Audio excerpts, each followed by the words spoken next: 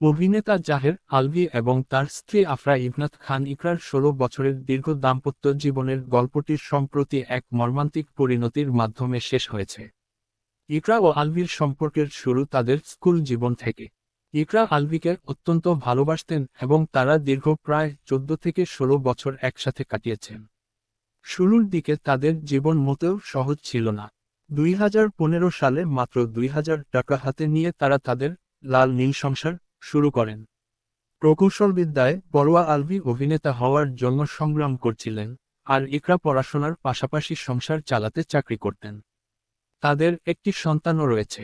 ধীরে ধীরে আলভী অভিনয় জগতে পরিচিতি পান এবং তাদের আর্থিক অবস্থার উন্নতি হয়। তারা দুজনে মিলে দেশ বিদেশ ভ্রমণ করেছেন এবং জীবনের ছোট ছোট স্বপ্নগুলো পূরণ করেছেন। ইকরা একবার স্মৃতিচারণ করে বলেছিলেন যে তারা একে অপরের সবচেয়ে ভালো বন্ধু এবং ট্রাভেল পার্টনার ছিলেন।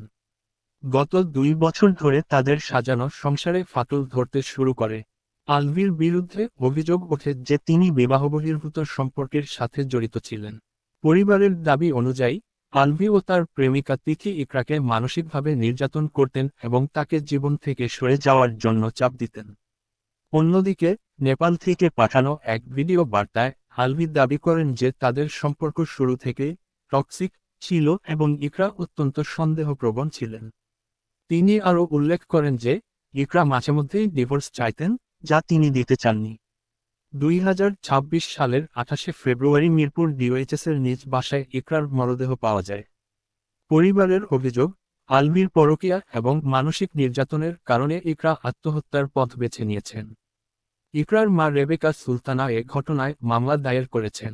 অন্যদিকে ঘটনার সময় আলভী দেশের বাইরে ছিলেন এবং নিরাপত্তাহীনতার দোহাই দিয়ে তার দেশে ফেরা নিয়ে ধোঁয়াশা সৃষ্টি হয়েছে। দীর্ঘদিনের ভালোবাসা ও সংগ্রামের মাধ্যমে গড়ে ওঠা এই সংসারটি শেষ পর্যন্ত পরকীয়া, সন্দেহ এবং আইনি জটিলতার আবর্তে পড়ে এক করুণ ট্র্যাজেডিতে পরিণত হয়েছে।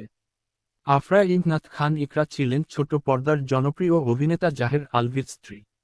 ২০২৬ সালের মার্চ মাসের শুরুতে তার আত্মহত্যার ঘটনাটি বাংলাদেশের বিনোদন অঙ্গনে ব্যাপক আলোচনার জন্ম দেয়। মৃত্যু ও দাফন, আফরা ইবনাত খান ইকরা ২০২৬ সালের মার্চের শুরুতে আত্মহত্যা করেন বলে। ১লা মার্চ তাকে ময়মনসিংহের ভালুকা উপজেলার রান্দিয়া গ্রামে দাফন করা হয়।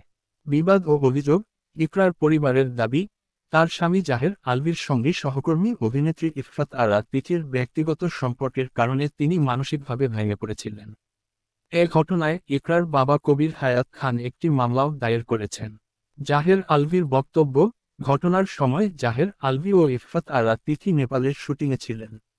পরবর্তীকালে আলভী একটি দীর্ঘ ভিডিও বার্তায় তার অবস্থান পরিষ্কার করেন এবং মুখ